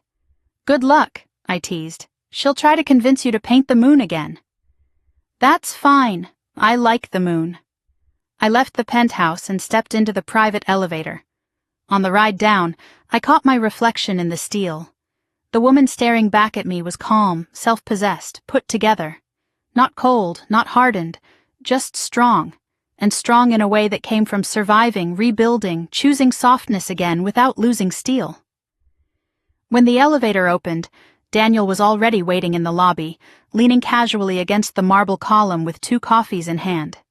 His tie hung slightly loose, as if he'd been rushing all morning, which wouldn't surprise me. "You look like you slept," he said, handing me one. "Can't relate." "I was up late reviewing the shelter's numbers," I said. "Blame me for your exhaustion." He shook his head. "Helping women rebuild their lives isn't the worst workload." We sat down on a sofa near the tall glass windows. People passed through the lobby, some greeting me with polite nods, others pretending not to stare. Fame wasn't something I ever wanted, but when your trauma becomes a public catalyst for change, you don't get to choose anonymity. Daniel cleared his throat. "There's something we should talk about," he said. His tone made me straighten. "Is the board giving you trouble again?" "No, nothing like that. It's about your father and Lily." For a second, the air around me seemed to tighten, then slowly release. It had been months since I thought about them at all. "What about them?" I asked. "They applied for assistance through the foundation. Under different names, but it wasn't hard to verify." I stared at him, processing. The foundation wasn't built to punish, but to heal. Still, I felt a faint, distant sting, like touching an old bruise that no longer hurts but still remembers. "What did they say?" I asked. "That they're homeless, jobless, and that they have no family willing to help." A bitter irony, though even bitterness felt too heavy for them now. Daniel continued, "We don't need to accept them. We can reject the application under grounds of conflict of interest." I looked out toward the street. People hurried along the sidewalks, wrapped in coats, carrying coffee cups, talking into phones. Lives moving forward in 1,000 different directions. Meanwhile, Thomas and Lily were stuck in the wreckage of their choices. "I don't hate them anymore," I said finally. "I don't want revenge. But I also don't want them anywhere near my world." Daniel nodded. "I understand." "Reject the application," I said softly. "But include information for other assistance programs not affiliated with us." His brows lifted slightly. "Merciful?" "No," I said. "Boundaries aren't mercy. They're survival." He considered that, then smiled with quiet respect. "You've grown into someone incredible, Grace." I exhaled slowly. "I just grew into myself." We finished our coffee together, talking briefly about upcoming board meetings and the TEDx talk that had gone viral overnight. When we parted ways, he walked into the elevator to head toward the 52nd floor, while I stepped outside into the crisp morning air to pick up the chocolate muffin Charlotte requested. As I was walking back with a small paper bag in hand, my phone buzzed again. A message from the Foundation's emergency intake team. A woman arrived at the West Side shelter 15 minutes ago. 3-month-old infant. Severe frostbite on her hands. Says her family forced her out into the cold last night. I stopped mid-step, my chest tightening, breath catching. It was too familiar, too close, too much like the voice I once had when begging the snow not to take my daughter from me. I typed back immediately. "I'll be there in 20 minutes. Prepare a private room. Medical staff on standby." I hurried into the building, handed Charlotte her muffin, kissed her cheek, and told Avery I needed to go out for a little while. Charlotte looked up at me with crumbs already on her lips. "Are you helping someone?" "Yes, sweetheart," I said, kneeling in front of her. "Someone who needs us." She nodded as if she understood everything. "Make sure she's warm." "I will." When I arrived at the shelter, the staff led me to a quiet room. There, sitting on a cot with a hospital blanket around her shoulders, was a young woman, maybe 23, with red, raw fingers wrapped around a tiny baby. Her eyes widened when she saw me. "I know who you are," she whispered. "I watched your story. I thought, if you survived, maybe I could too." Her voice cracked on the final word, shattering something inside me. I sat beside her, gently placing my hand over hers. "You're safe now," I told her. No one is going to hurt you again. She broke into tears, silent, shaking tears, the kind that are more release than sorrow. I called the medical team, stayed until the baby was cleared, and promised the mother she would have a warm bed tonight, real meals, legal help, therapy, and a chance to rebuild from the ashes. When I finally returned home that evening, Charlotte ran into my arms again. "Did you help her?" she asked. "Yes," I said, lifting her into a tight embrace. "We helped her." She rested her head on my shoulder. "Good. Everyone deserves someone. Everyone deserves someone." Her words echoed in my mind long after I put her to bed. Later that night, I stepped onto the balcony with a blanket wrapped around my shoulders. The city lights sparkled, the air smelled faintly of pine from a vendor down the street, and somewhere far off I could hear a violinist playing near the plaza. Life had moved on, not perfectly, not painlessly, but beautifully. I realized something else then. The greatest revenge was not wealth, not power, not exposing the people who hurt me. The greatest revenge was joy, the kind of joy that comes from rebuilding, from reclaiming, from choosing softness in a world that once tried to break me. I looked up at the night sky, the same sky that watched me bleed in the snow years ago, and whispered a quiet thank you to whatever force in the universe believed I deserved a second chance. I wasn't the woman they threw away, I was the woman who rose, and that was enough. If you've listened to my story all the way to the end, I hope you walk away with this. Your past doesn't get to decide who you become. You do. And if you're standing in your own storm right now, please don't give up. The snow doesn't last forever. Spring always comes. And when it does, you'll be stronger than you ever imagined. If this story touched you, if it reminded you of your own strength, or if you simply want to hear more stories of justice, survival, and rebirth, please like this video, share your thoughts in the comments, and subscribe to the channel. Your support helps us bring more voices, more courage, and more hope into the world. You are not alone. You are not broken. You are rising. And I'll be right here, telling these stories, every step of the way.